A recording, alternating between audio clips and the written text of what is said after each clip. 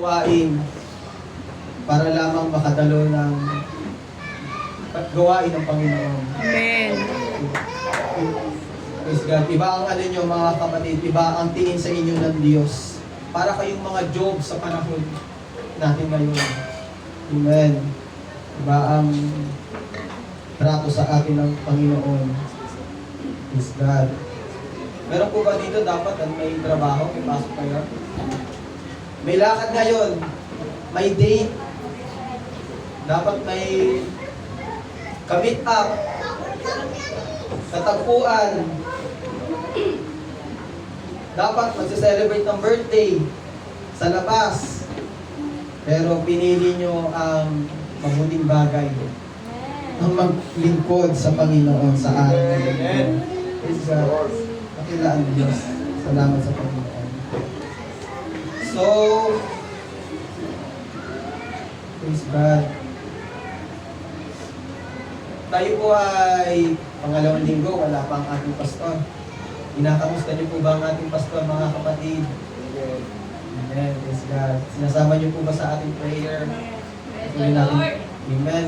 Praise God. Patuloy po natin pag-pray. Sina Pastor Junari, Pastor G, mga kapatid. Praise God. At sila ang sa kanila tayo pinagkatiwala.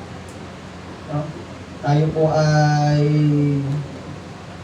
membro ng kanilang pamilyang bilang mananampalataya. Tayo po ay kanilang mga anak.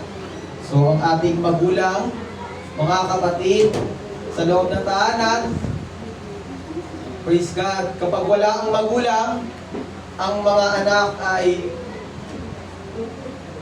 anong nangyayari? Naging pasaway. Pasaway. Alam niya ng mga magulang, no? Mababait. Praise God. Eh yun nga mga kapatid purihin natin Diyos sa buhay ninyo. Kahit wala ang ating magulang, mababait ang bawat isa. Amen. Praise God. Mababait mga kapatid. Ang babait. Parang gusto nyo wala ang ating pastor. Praise God. Pag-pray natin mga kapatid ng ating pastor, no? Mga pauwi na lahat. Namimiss nyo ba si Pastor Junari? Parang may ibang response mga kapatid. Siguro may pa-red carpet yan kapag pagbalik ng ating pastor. Nakakamiss ang ating pastor mga kapatid. No? Praise God. So, ibang approach niya mga kapatid. Ibang ating ibang trato sa atin mga kapatid. So, iba talaga kapag wala ang pastor. No? Amen. Sa isang kawan, pag walang pastor, minsan may nakakapasok ng mga lobo. May nakakasakit yung tupa, mga kapatid. Nagkakagulo. Ang tupa, mga kapatid, magulo yan. Ayon nga sa mga Bible scholars, mga kapatid, ang tupa, mga kapatid, ang tupang makukulit, malilikot. Diba na yung parable ng Panginoon ng yung isa hinanap, iniwan yung 99 kasi may totoo na merong tupang pasaway. Ngayon, ang ginagawa mga kapatid sa mga tupang pasaway ng mga pastol, pinipilay nila. Kaya magpakabait tayo, baka pilahin tayo sa pangaral ng pagbalitan natin basta mga kapatid. Praise God. Ipag-pray natin, makabalik na ang ating pastor. Praise God. Praise the Lord. At patuloy natin mga kapatid, gampanan ng ating tungkulin. So, ang Diyos ang bahalang magbalik ng inyong pong katapatan, praise God, sa ating Panginoon. Praise the Lord. Handa na po ba ang lahat? Amen. Praise God. Hallelujah. Samahan niyo po ko magbuklat ng banal na aklat. Praise God. Sa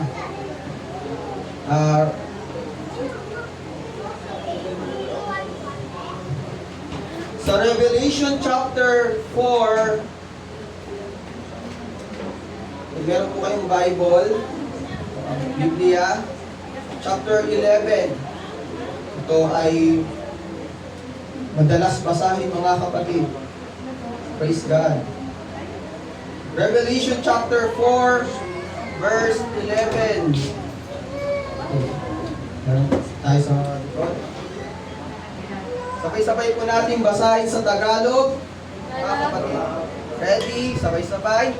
3, 2, 1. Marapat ka, O Panginoon namin at Diyos namin, na tumangkap ng kaluwalhatian at kapurihan at nakapangyarihan, sapagkat nilikha mo ang lahat ng mga bagay at dahil sa iyong kalooban ay nagsilaw at nangalikha.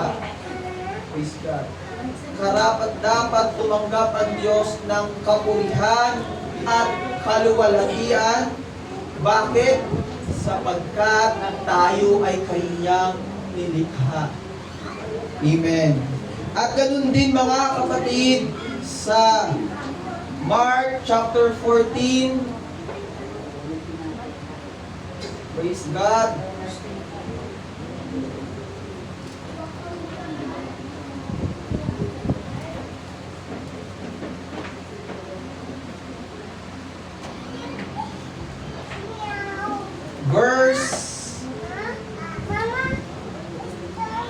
Verses 3 hanggang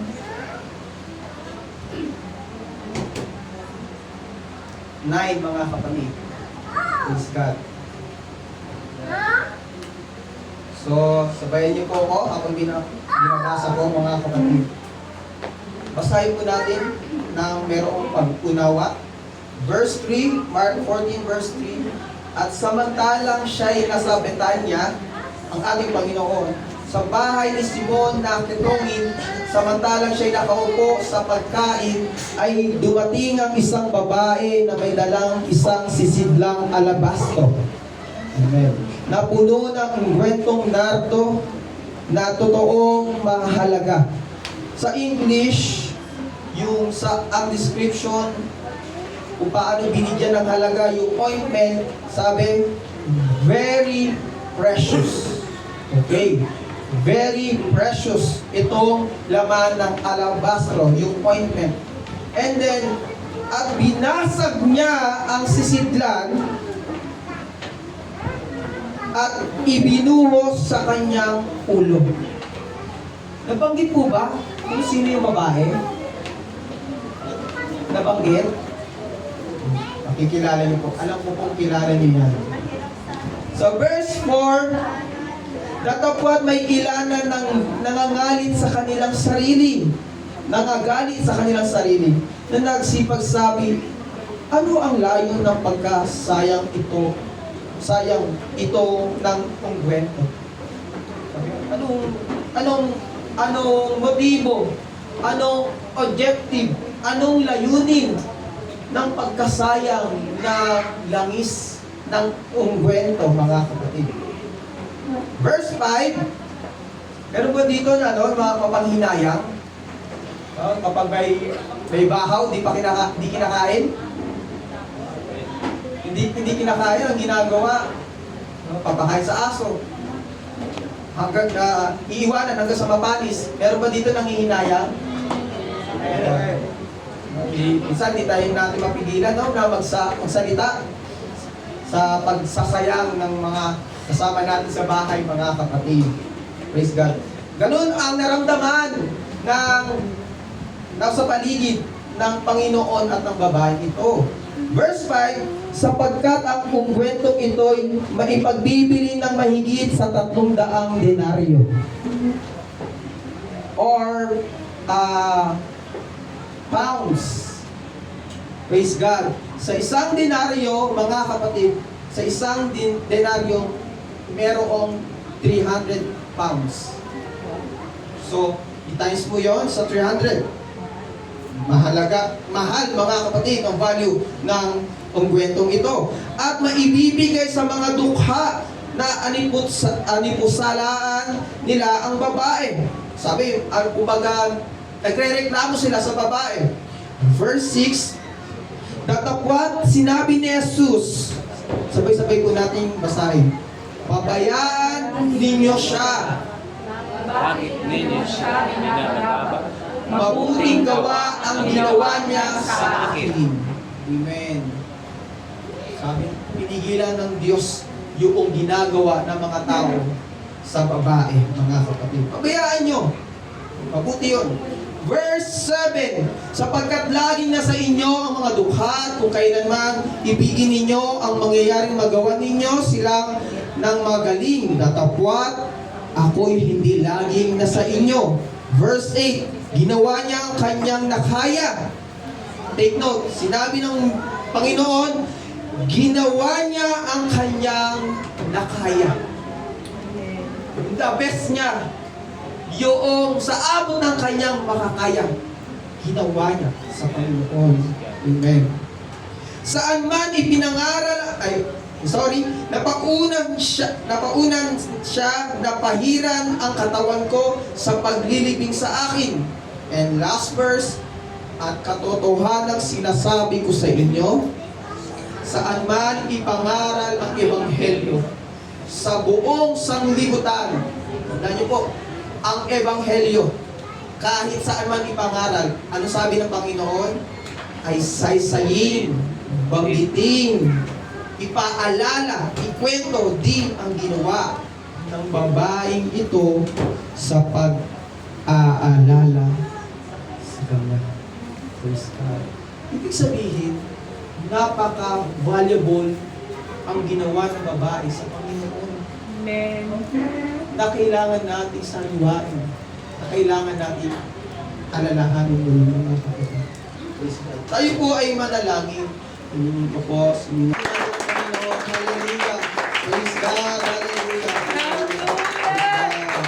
Praise the Lord. Salamat sa iyo pong pagkatyaga na tayo, tumayo, at maaari na po tayong umupo. Praise God. Handa na ba kayong matulog? Mag-ingat. Handa na po kayong matulog? Ayun, nagising na. Praise God. Praise God. Praise the Lord. Marami akong kakulangan mga kapatid pagdating sa salita, sa public, sa harap ng maraming tao. Pero sinisikap ko po dahil ito yung calling sa atin ng Panginoon. So, maraming beses na akong mga kapatid na parang Jonah para takbuhan yung calling ng Panginoon. Pero hindi. Ang Diyos ay gumagawa ng pathway para bumalik. Amen. Bumalik tayo sa ministry. May pagkakataon mga kapatid, after ko na graduate ng Bible School, nanlamig ako sa Panginoon. Naghanap ako ng trabaho. And then, nangyari mga kapatid, ganda. Nasa ano po kayo, nasa connection, bidding, tapos nare-refund yung ginastos namin, kahit hindi ganun ginastos namin. Laki. Parang, minsan, times 3 o times 5 yung balik sa amin mga kapatid pag na-refund namin yung gastos namin kahit hindi kami kumain sa fast food. Kunyari, 500 lang na gastos namin. Pagdating ng i-refund namin yung nagastos namin mga kapatid, maabot ng 3,500, isang 5K sa sobrang daya ng itinerary namin mga kapatid. At nakukonsensya ako kaya lang may daw yung sistema ng collection namin. And then, sumakay ako sa agos ng takbo ng sistema ng office mga. Kaya lang, yun nga, meron talaga kung ano tinanim mo, panihin mo. Kasakit yung magulang ko, nasunugan kami ng bahay. At hindi mga kapatid. Tapos, sa tuwing may nararanasan kami sa tuna, lagi kong hindi mawawala sa isip ko na nangungusap ang Diyos. Amen. Kinakausap ako ng Panginoon. Kasi nung nasa Panginoon, noong mainit ako sa Panginoon, kahit wala akong nabibigay na pinansyal sa aking magulang, sa aking pamilya, mga kapatid, ay mas lalong pinagpapala. Ang ate ko nakaalis sa ibang bansa, ang kapatid ko nakapagtrabaho. Pero nung nalamig ako sa Panginoon, matindi mga kapatid. Nagdurusa ang pamilya. Hindi lang ako. Ang sakit nun kapag ang pamilya mo na, no? Yung nahihirapan dahil sa'yo. So, kaya kahit hindi ko po forte ang tumayo sa pulpito, dahil ito yung calling sa akin ng Panginoon, sinisikap ko po. Hindi ko po hangad na makuha yung attention nyo, hindi ko po hangad na magustuhan nyo po ako. Dahil may kanya-kanya naman tayo ng panlasa, ng pandinig, ng puso, no? Ang gusto namin, mala Earl Castaño, mala Cesar Castaño. Kaya lang, Pilmer Tagulabo na. Ang pangit pa na apelido. Talagang hindi magugustuhan. No? Gusto niya apelido ko? Di ba? Kahit ako, nung nag-aaral ako mga kapatid, kinamumuyan kong banggitin yung pangalan ko. Pilmer Tagulabo. Pag pinanggit pa naman ng Tagulabo, mga kapatid, sari-sari na marinig mong pangungutya. Tagulabo, tago sa bubong. Mukhang bongbong, ganyan. Ang daming pangungutya. Ma'am, pwede sa susunod, middle na lang. Kasi sa middle, mga kapatid, middle name ko. Tuwazon. Tuwazon. Yayamanin. Kahit walang makain. Mga kapatid. So, sa calling, pagdating sa calling mga kapatid, hindi ko na ito nais, mga kapatid. Hindi ko to talaga forte. Pero, ang habag ng Diyos, biyaya ng Diyos, pag nararamdaman ko, pinamamalas ng Diyos ang kanyang kabutihan. Wala akong dahilan para tumanggi. Amen. Wala akong dahilan para pumurong. Ito ang aking buhay, mga kapatid. Ito ang aking profesyon. No? Ito ang aking calling. Ang pinaka-boss ko ay ang aking Panginoon. Amen. Praise God. Praise the Lord. Kaya, sabi ng Revelation chapter 4, verse 11, marapat lamang purihin ang Diyos. Tumanggap ng kaluwalhatian. Itong ginagawa natin, hindi lang ako, maging kayo mga kapatid, hindi yan para sa pleasure natin. Para yan sa pleasure ng Panginoon. Tama po ba? Amen. Yan ay para sa kapurihan, para sa kalugdan ng Panginoon, mga kapatid. Matuwa ang Diyos. Amen. Sapagkat nilikha ng Diyos, nilikha mo ang lahat ng mga bagay, lahat tayo. At dahil sa inyong kalooban, tayo po ay nagsimitaw at nangalikha. Ang Biblia po ay malinaw na sinasabi na nilikha ng Diyos ang tao at nilikha niya tayo para sa kanyang kaluwalhatian. Kung kaya maging hanggang sa huling hininga natin, ewan ko lang sa inyo, pero para sa akin hanggang sa huling hininga ko, ang layunin ko ay simple lang, ang paglingkuran ng Diyos. Amen. Paglingkuran, mga kapatid. Ang aming mga kapatid. Praise God. Sigurin ko namin po. Hallelujah. Praise God. Hallelujah. Hallelujah. Hallelujah. Praise the Lord. Ang ating topic or pamagat ng ating pangangaral, praise God, ay nagsasabing, hallelujah. Yan, easy word. Mga kapatid. Ang ating topic ay nagsasabing, mga kapatid, the aim of a servant. The aim of a servant. Ang layunin, ang hangarin ng isang lingkod. Amen. Kung ang paglilingkod sa Panginoon, sabi ni Joshua, ay hindi ka nais-nais sa inyo, ay piliin ninyo sa araw na ito kung sino ang inyong paglilingkuran. Kung ang mga Diyos ng inyong magulang na nagsisilbi sa dusong ng Euphrates, o ang mga Diyos ng mga Amoreo, sapagkat ang kausap ni Joshua sa panahon na ito, mga kapatid, ay mga Hudyo rin. Pero nagkaroon sila ng kani-kaniyang mga Diyos. nakapag-asawa ng ibang lahi at nagkaroon ng ibang Diyos. Sabi niya, kung ang Diyos ng galing sa Euphrates, Diyos ng Amoreo, praise God, na sa kani-kaniyang lupain ay tumitirang, ngunit nanindigan si Joshua, ang aking sambahayanan, ang aking tahanan, ang aking pamilya ay maglilingkod sa Panginoon.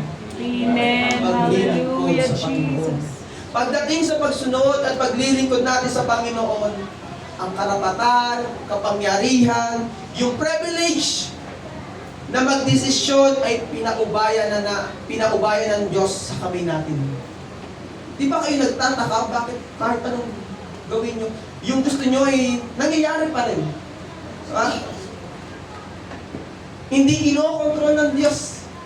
Amen?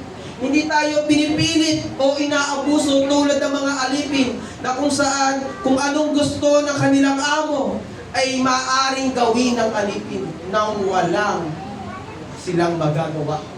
Amen? Tinawag tayo ng maging mga lingkod. Ang lahat ay magsabing lingkod. Lingkod. Servant. Lahat magsabing servant. Servant. Tinawag tayo na maging lingkod.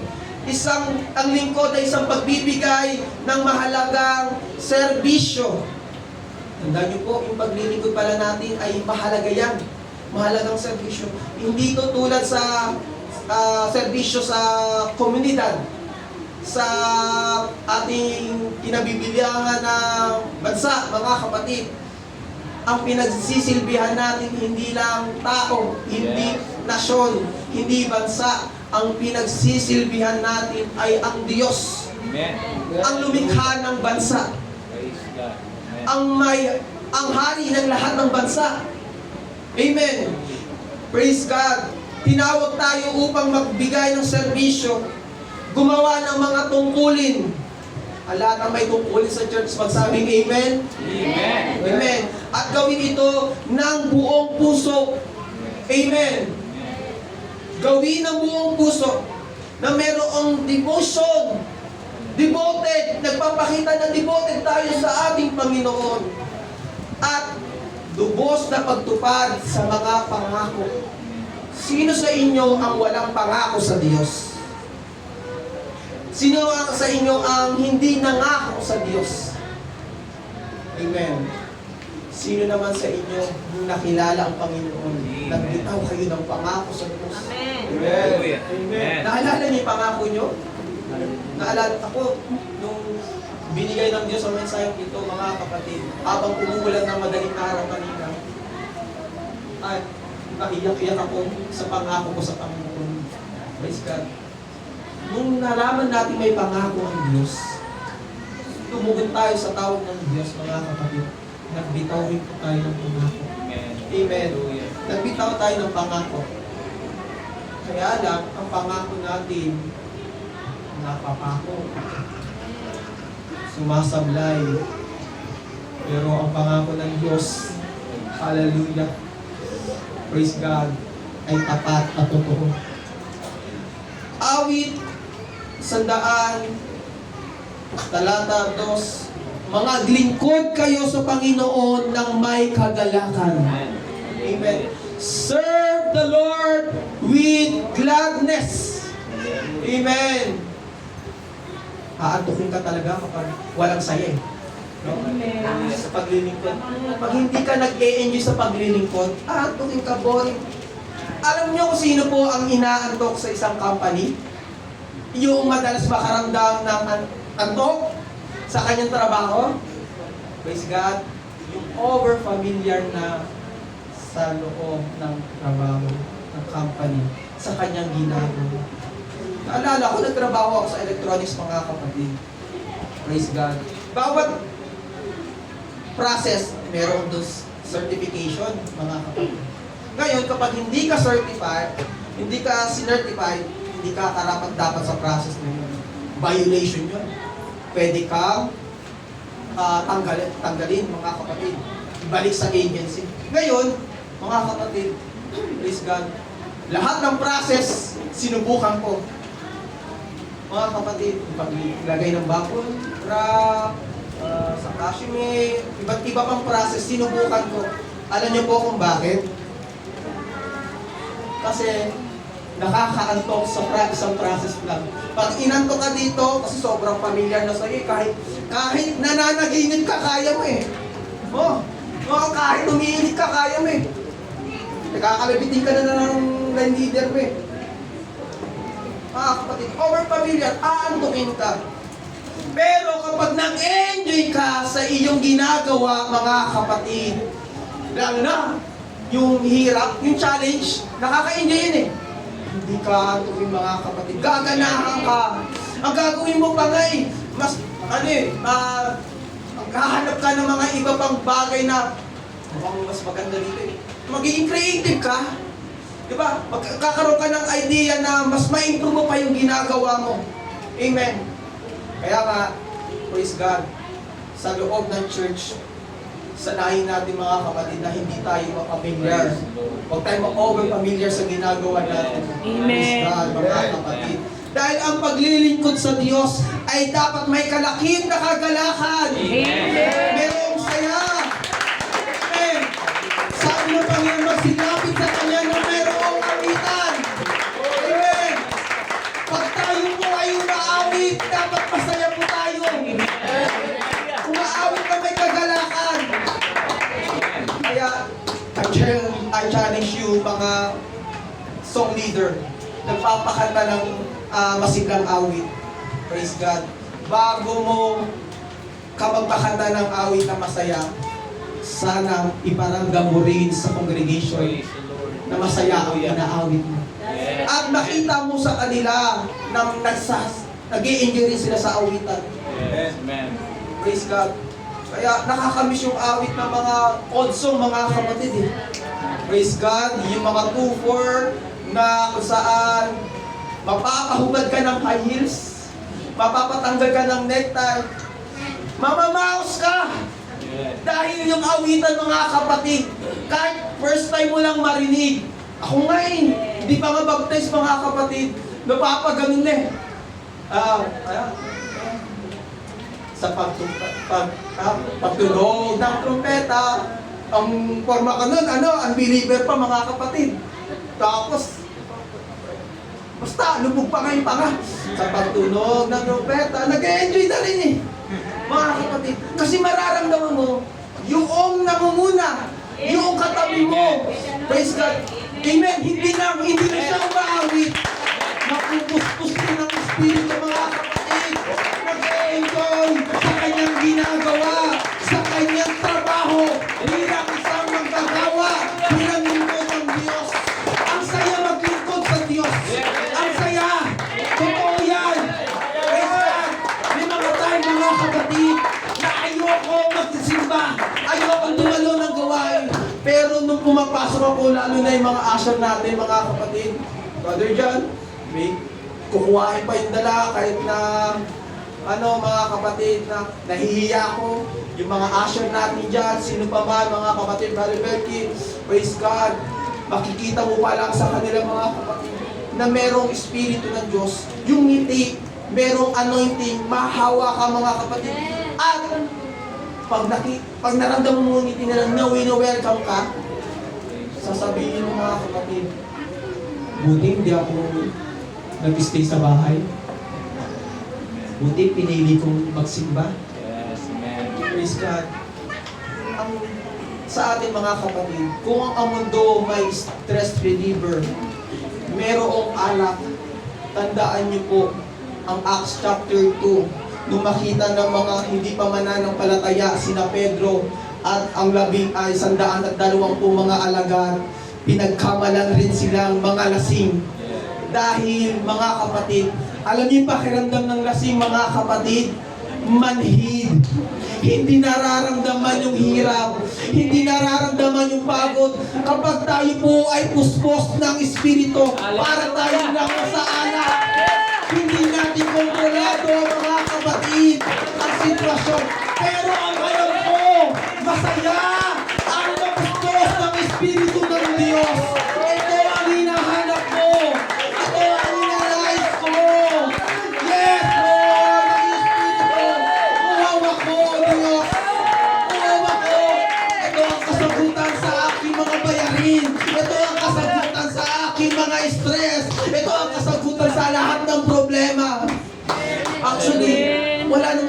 tayong walang problema eh. Lahat tayo, Yes, mga amen. kapatid. Praise God. Kung alam nyo lang po, sitwasyon rin namin. Malala rin mga kapatid. Pero alam nyo po, dinadaan ko po sa pagpupuri sa Panginoon. Kasi sa kabila po ng masasakit na nangyayari, may pinapakita pa rin ang Diyos na Yes. magandang bagay. Amen. Merong pinapakita ang Diyos na solusyon. Alam niyo po, pag naramdaman ko yun, mga kapatid, pag naramdaman ko yun, praise God, na ang Diyos ay mabuti pa rin. Hallelujah. Nasasabi ko na lang, Panginoon, hallelujah, napakabuti. Kahanga-hanga ka. Hallelujah. Wala tayong may susunod sa kabutihan ng Diyos, Yes, mga amen. kapatid. Alam niyo kung ano lamang ang maglingkod sa Kanya. Yes, amen. Hallelujah. Come on, church. Hallelujah. Purihin natin. Let's pray.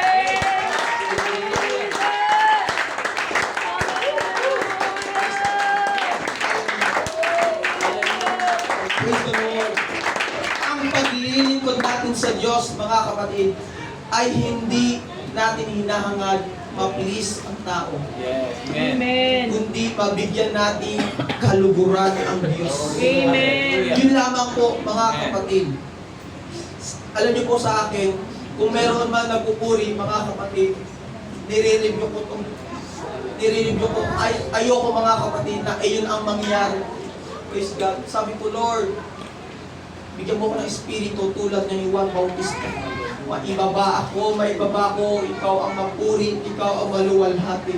Sabi ni Pablo, Galatians chapter 1 verse 10, kung ang pagpapasaya, ang pagbibigay lugod sa mga tao ang aking layunin, hindi ako magiging o hindi ako karapat-dapat maging lingkod ni Kristo. Hindi ako karapat-dapat maging servant ng Panginoon. Church, tingnan niyo po, yung mga tao na ginagamit ng Diyos, hallelujah, noon, at tinanggap nila ang sariling papuri, hallelujah, hinahanap nila ang please ng ibang tao, ma-please ng ibang tao, hindi nagtatagal. Amen. Hindi nagtatagal. Yes, amen. Of course, nagdadala pa ng problema. Makita niyo po, mga kapatid, yung magbanggit ng pangalan, pero nakita niyo po yung lumabas, isang kilalang tao na lumabas sa ating organisasyon. Tinanggap niya ang kapurihan, inangkin niya na siya ang Kristo. Amen. Nung nangyari, mga kapatid, kasiraan, nasira ang kanyang image. Anointed yun dati. Magaling mangaral, mga kapatid. Anong nangyari, mga kapatid? Patong-patong na kaso ang kanyang kinakaharap. Nagtatago, mga kapatid. Ewan ko ba kung nakita na, may reward yun eh. Wala pa rin nakakita, no? Mga kapatid, grabe yun. Grabe yun sa pag-basketball, hindi yun sumasablay. Wala pang naka-beat ng naka-break ng kanyang record. Malamang pilarin mo na. Bilang mga anak ng Diyos, nararapat lamang na maglingkod tayo sa Kanya. Gamit ang anumang mga kaloob na ibinigay sa atin. Amen. Alam niyo ba may binigay na kaloob sa inyo? Gift Amen. ang Diyos. May binigay po sa atin. At tulad ng mga anak, praise God. Hallelujah. Ang layunin natin ay magbigay ng kasiyahan sa ating mga magulang. Dapat tayong magtiyagang magpagamit sa bawat ministry na ating kinabibilangan, mga kapatid. Amen. Kung tayo po ay taga-upo, taga-linis, taga-dilig, taga-tugtog, taga-awit, taga-imbita, taga-kamay ng mga bisita, taga-pagturo, yan ay ginagawa natin para lamang sa ating Diyos, para sa ating Panginoon. Ang pangunahing bagay na dapat natin tandaan, mga kapatid, hindi tayo naglilingkod upang magpasaya o kagiliwan ng tao. Hindi ang pastor, hindi ang leader, hindi ang ating mga magulang o kaibigan. Lahat ng ating ginagawa ay para sa kaluwalhatian ng Panginoon. Para sa kaluwalhatian ng Diyos.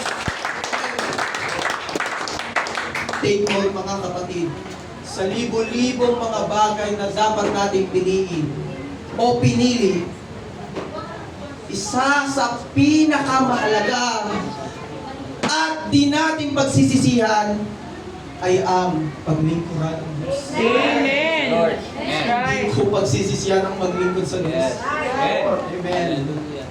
Siya na ang bumuhay sa akin. Siya na ang dahilan kung bakit ako nabubuhay. Kaya hindi po ako magsisisi. Hindi po tayo magsisisi na pinaglingkuran natin ng Diyos. Amen. Amen. Hallelujah. Pagsisihan mo na ang lahat ng bagay. Huwag lang ang paglilingkod mo sa Diyos. Tandaan niyo po ito. Kapag tayo po ay gumawa ng kahihiyan, ang pangalan ng Diyos ang mapapahiya. Kapag maayos, pinagbuti natin, ang Diyos ay naluluwalhati. Amen. Sa Diyos ang lahat ng credit. Hindi sa atin. Dahil mula nung sinuko natin ang ating buhay sa Kanya, hindi po tayo nabubuhay.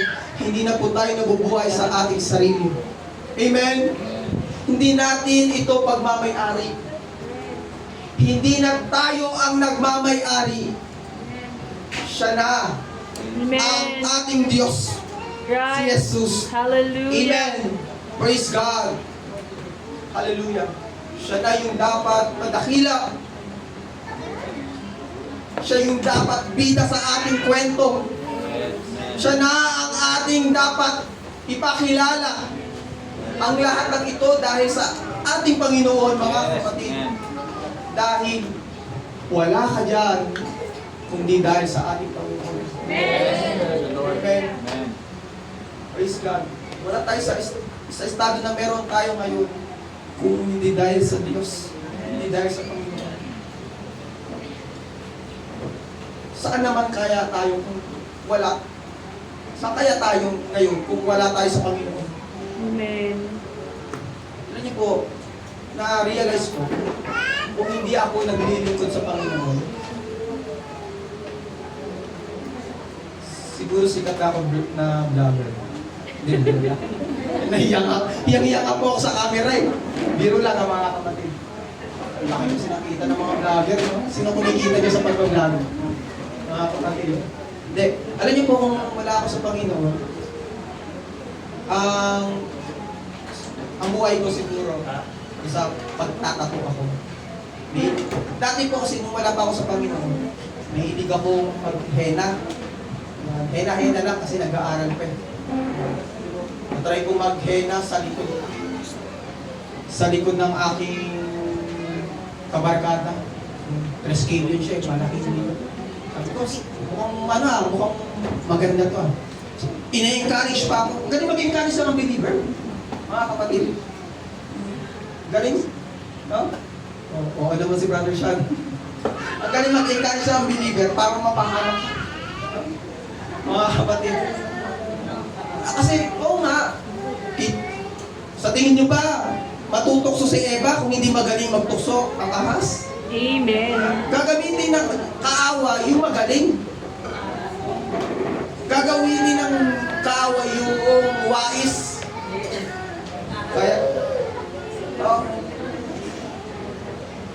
Kaya, tingnan niyo po, yung pinipili ng Diyos, yung hindi magaling. Amen. No? Yung cancel sa lipunan. Yung hindi kaya yung galing ng iba. Yung mahina. No? Pinipili ng Diyos.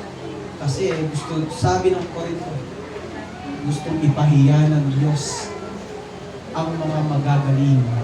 Amen. Praise God. Right. Hallelujah.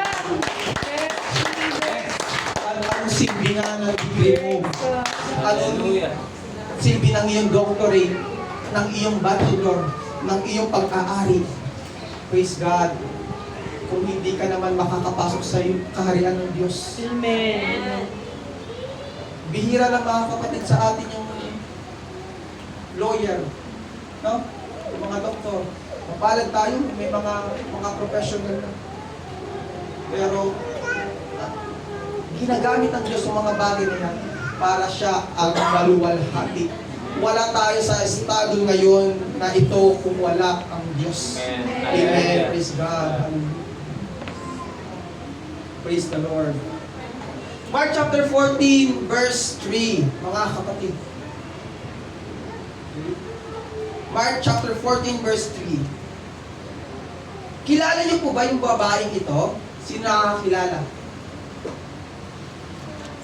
Yung nagbasag ng alabaster box na merong ointment. Kilala niyo po? Sabi nila si Mary. Pero hindi. Praise God. Tingnan natin. Sabi ni Sister Beth, si Mary. Mary Magdalene. Mary. Magdalene daw. Or Mary lang. Okay. Praise God. Mark chapter 14 verse 3, mga kapatid. Samantalang siya'y nasa Betanya sa bahay ni Simon Ketongin. Okay. Praise God. Nakaupo ang Panginoon at dumating ang isang babae, hindi pinangalanan, na may dalang isang sisidlang alabastro na puno ng ungwentong nardo na totoong mahalaga, at binasag niya ang sisidlan at ibinuhos sa kanyang ulo. At tanong, sino yung babaeng ito? At bakit niya nagawa yung ganong bagay sa Panginoon? Praise God. Yung pagbasag sa isang mahalagang bagay. Amen.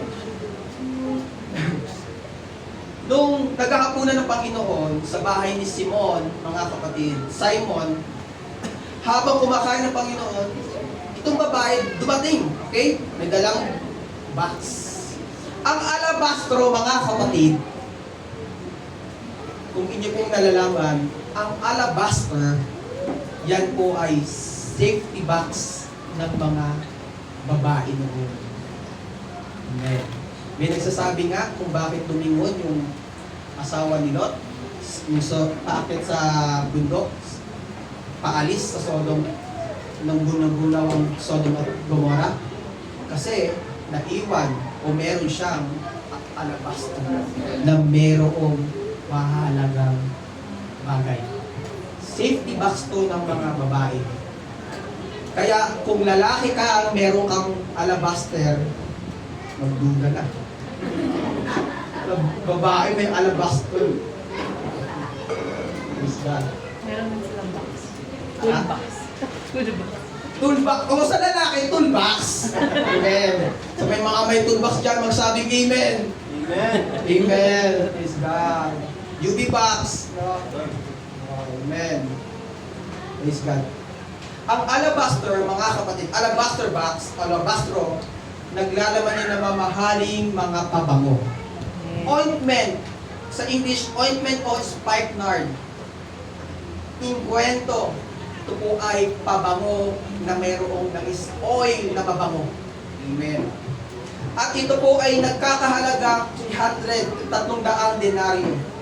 Ang 300 o 300 denaryo, mga kapatid, praise God, ayon sa mga mananaliksik, ito po ay sahod na sa panahon nila ng isang manggagawa sa loob ng isang taon. Praise God. So, kinuwenta ko yan, mga kapatid. Naglalaro sa 0.8 na denaryo. Napakalit pala ng sahod nila. So, ang tagal pala bago magkaroon ng ganitong kahalagang bagay. Amen? Hindi ba po kayo? Amen. Amen. Kala ko nananaginip ka ng alabaster box. Mark chapter 6, verse 37. Tingnan niyo po. Say that 200 denarii is enough para pakainin. Sabi, labis na, okay na para pakainin ang 5,000 na katao. Kasi binanggit doon yung 200 denaryo. Ilan ang pakakainin sa Mark chapter 6? 5,000 na katao. So 200 lang yun. Ngayon, sa 300 na denaryo, mga kapatid, ang kayang pakainin ay 7,000 500 na katao. Yan. Ayan ang estimate mga kapatid. So, ang daming kailangan, ang daming pwedeng mapakain. Kaya, mga kapatid, kung kayo ay practical, masasabi nyo rin sa babae na yun, sayang na yun. Dahil sinakot na. Kasi konti lang nun, ang laki na ng value. Batak lang nun. Baka, kung paano pumatak ang inyong luha, okay na, makakuha lang ng ganang karami. Ang mahal. Kaya nangihinayang yung mga tao sa paligid. Praise God. Praise the Lord. Alam niyo kung anong rason, kung bakit ginawa to ng babae? Pag nalaman niyo po yung rason, makikilala niyo po siya. Yes, amen. Alam niyo po kung bakit? Ginawa ito ng babae upang i-celebrate, praise God, na binuhay ng Diyos ang kanyang kapatid. Upang i-celebrate yung pagkabuhay ni Lazaro. Amen. Kapatid ni Lazaro. Mary.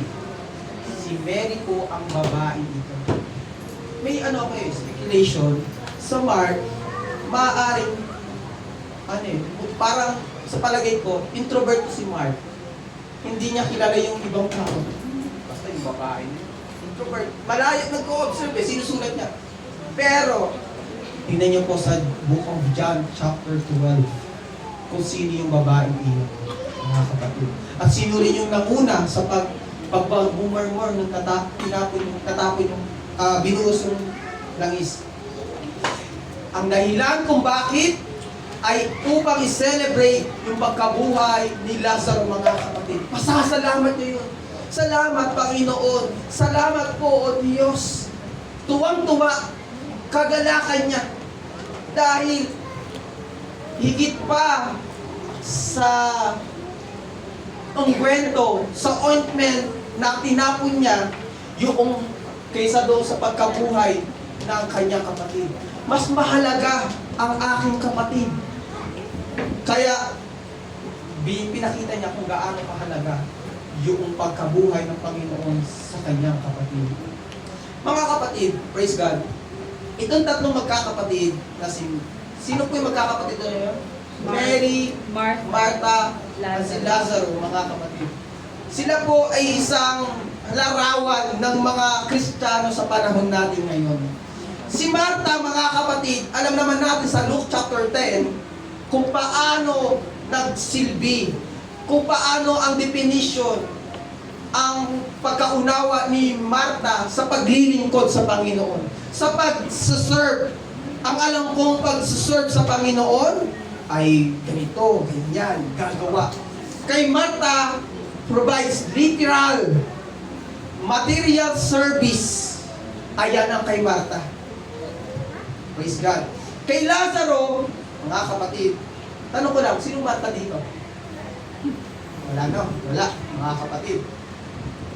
Si Lazaro naman is a living testimony of Christ's influence na dating wala sa Panginoon, dating patay na muling binuhay ng Panginoon. Amen. Praise God. Bawat isa may ganun patotoo sa atin. Amen. At kay Mary, mga kapatid, praise God, pagdating kay Mary, ang paglilingkod at pagsamba sa Diyos, binubukod niya ang pagsamba kaysa sa pagsamba doon sa mga bagay na hindi para sa Panginoon. Para kay Mary, mga kapatid, napakahalaga ng paglilingkod sa Diyos. Tingnan niyo, mga kapatid, sa Luke chapter 10 verse 38. Sapagkat yaon nga nila sa kanilang lakad ay pumasok siya, ang Panginoon, sa isang nayon at isang babaeng nagngangalang Martha, ay tinanggap siya sa kanyang bahay. Ang kay Martha, ito ang paglilingkod. Ito ang definition ng bilang servant. Yung tanggapin ng Panginoon, bigyan, alayan, pakainin. Okay, praise God. Sumunod, mga kapatid. Praise the Lord. Thank you, Sister Guy. At siya may isang kapatid na tinatawag na Maria na naupo rin naman sa mga paanan ng Panginoon at pinakikinggan ang kanyang salita. Yung makinig naman, ang pag-unawa sa salita ng Diyos, yun naman ang kay Mary. Yun yung paglilingkod niya sa Panginoon. Marta, paggalaw, material, service. Kay Mary, yung makinig, unawain. Sumunod, praise God. Ngunit si Marta ay naligalig, nagre-reklamo, maraming paglilingkod. Sa maraming paglilingkod at siya'y lumapit sa kanya at sinabi, Panginoon, wala bagang anumang sa iyo? Wala ka ba pakialam, Panginoon, na pabayaan ako ng aking kapatid na ang babae si Mary na maglingkod na mag-isa? Yan. Praise God. Kapag sarili mong paraan, praise the Lord. Hallelujah. Madali kang meron pag sarili mong paraan ang paglilingkod mo, madali kang makaramdam ng insecurity. Yes. Tandaan niyo po, makakaramdam ka ng insecurity sa paraan mo. Kasi bakit? Bakit? Kasi pag sarili mong paraan, hindi na sa kalooban o paraan ng Diyos, lalabas mga kapatid, nakikipag-competition ka, nakikipagpagalingan ka, hindi na nalulugod ang Diyos. Amen. Kaya magkakaroon ka ng inggit, insecure, bukod sa iyong kapatid. Tignan nyo, iputos mo nga sa kanya na ako'y tulungan. Nilalagay na natin sa ating kamay ang mga pangyayari. Sumunod, verse 40, tama ba? As 41, tatugpa at sumagot ang Panginoon. Tingnan niyo paano mag-analyze ang Diyos ng sitwasyon. At sinabi sa kanya, Marta, Marta.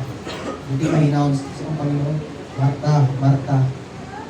Huwag kang matulog.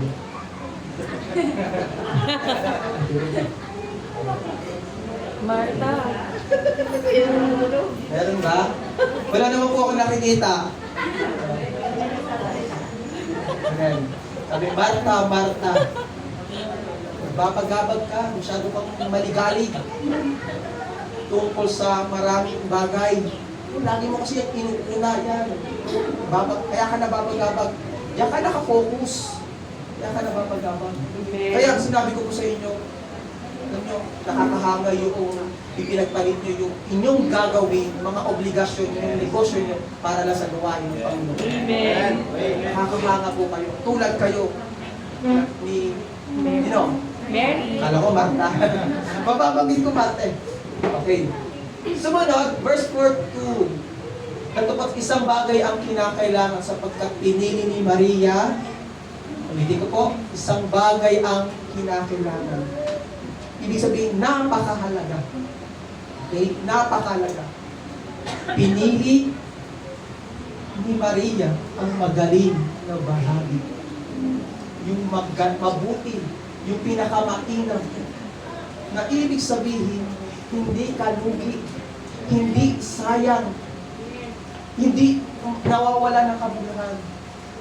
Praise God. At itong bagay na to, hindi mawawala sa Kanya. Amen. Hallelujah. Hindi mawawala. Praise the Lord. Praise God. Maria, mga kapatid. Kaya, kung paano maglingkod si Maria, walang pag-aalinlangan, mga kapatid. Kasi nakatutok siya sa paanan ng Panginoon. Inuunawa niya, mga kapatid. Pansin niyo po, iba mag-response ang nakatutok sa salita ng Diyos. Amen. Iba maglingkod ang nakatutok at umuunawa sa salita ng Diyos. Hallelujah. Hallelujah. Opo. Kaya hindi po ako nagtataka kung minsan doon na tayo, masigla kayo magpuri. Buhay kayo maglingkod. Buhay kayo sumamba sa Panginoon. Dahil inuunawa nyo ng lubos ang salita ng Tulad. Yes. Ina-apply nyo lamang ang inyong naririnig. Hindi ito dahil sa emosyon nyo o gusto nyo lamang. Kasi naunawaan yung lubos ang salita ng Diyos tulad ni Maria. Amen. Sa Bible Lands and Customs, mga kapatid, ang mga babae sa panahon nila noon, walang pag-aari. Kaya makita niyo po sa mga census, binibilang lamang ang mga lalaki. Lalaki. Di ba? Sa Bible Lands and Customs, isa yun po yung subject sa Bible School. Praise God. Ang mga lalaki lamang ang may karapatang at tawag ito bang mana ng pag-aari ng kanilang magulang. Kaya, ang magmamana noon, si Lazaro po, na kayamanan ng kanyang magulang. Praise God. At ang babae, wala po talaga. Nakabase sila sa pag-iipon, pagtatabi. Kaya ang babae, magaling magtabi yan. Magaling mag-budget. Oh, pero kapag kaming mga lalaki, pahawakan nyo, galante kami. Kunting akbay lang eh, mapapasok sa namin umakbay sa amin. Pero ang mga babae, grabe. Hindi yan kuripot, mga kapatid. Ano yan? Strength nyo nga yan eh. Strength nyo po yan. Opo. Kaya, kung hindi kayo marunong mag-budget, magduda na kayo. Simulan nyo na mga kapatid. Taglay yan ang babae. Ngayon, si Mary, mga kapatid, nagkaroon ng inkwento at alabastro dahil sa kanyang pagtitipid, pag-iipon, mga kapatid. Sabi nila, kasi hindi pa nila kilala si Mary nung una. Meron ako isang mga ngaral na rinig, mga kapatid. Itong babaeng ito, kaya yung nagkaroon ng mamahaling pabango. Kasi nagkaroon niya ng karelasyon ng politiko. Sabi, speculation nila.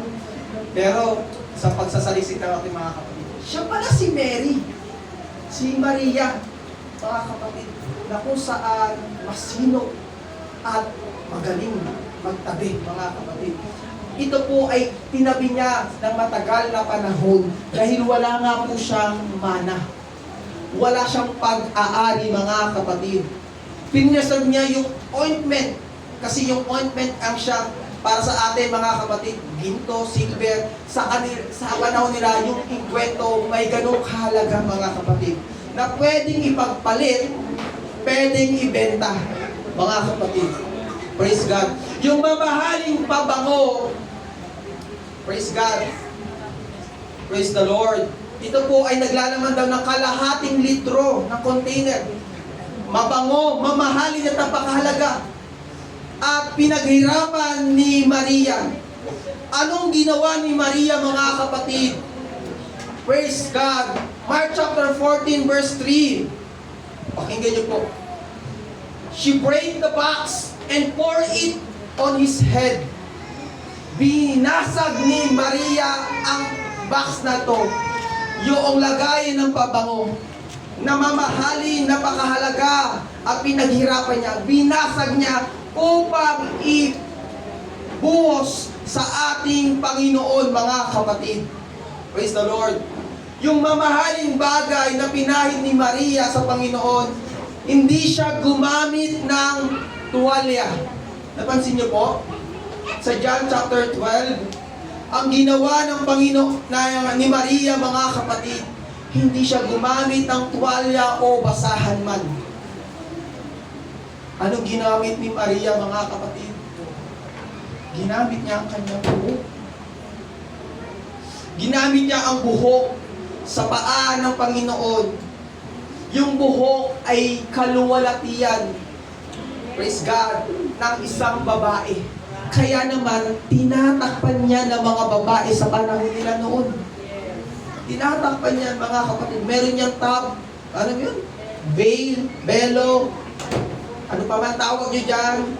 Cortina, ano pa yan? Scarf. Basta tinatakpan nila yan, mga kapatid. Ang tanging makakakita lamang niyan, yung taong merong intimate na relasyon sa kanila. Yung buhok ng babae. Ngayon, sa paanan ng Panginoon, binasag na ni Maria ang pabango at ang buhok niya pa ay nilugay niya at pinakita niya sa Panginoon bilang pagpapakita. Di siya gumamit ng tuwalya o basahan. Anong ginawa ni Maria, mga kapatid? Ang kanyang buhok, ipinahid niya sa paanan ng Panginoon.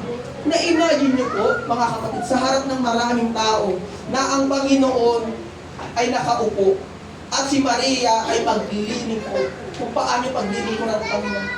Nagawa niyang lumuhod at ang kanyang kahihiyan na hindi dapat ipakita, mga kapatid. Tinanggal niya ang cover at ang buhok niya ang siyang pinapahid niya sa paanan ng Panginoon. Mga kapatid, hindi ang paa. Alam niyo po kung sino gumagawa ng paghuhugas sa paa sa panahon ng mga Hudyo? Ang gumagawa lamang niyan ay ang mga servant. Servant lamang. Praise God. Kung meron kang lupa, pagmamayari, kilala mo yung pangalan, kahiya-hiya sa'yo ang lumuhod at maghugas ng paa. Pero ginawa yun ni Maria. Mga kapatid, nagpakumbaba siya.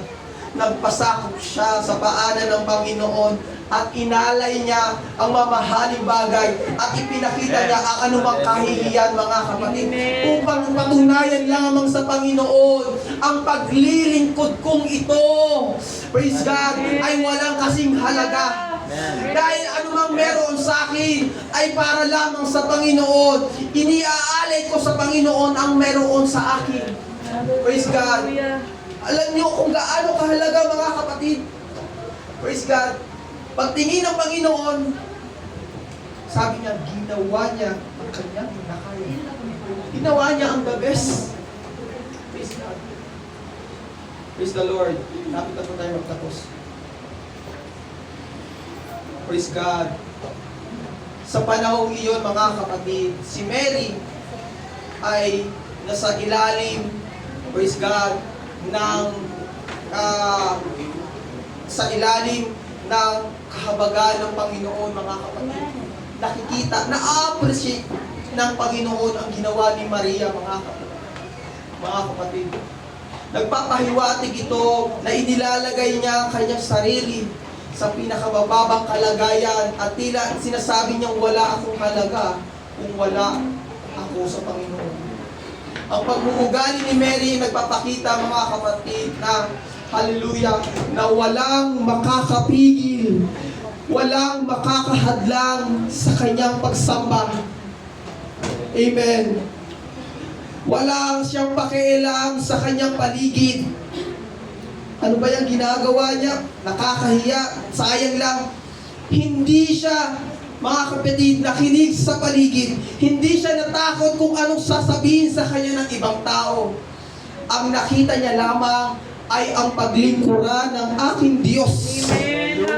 Maaaring kamangmangan ang tingin ng ibang tao sa ginagawa natin sa paglilingkod sa Diyos.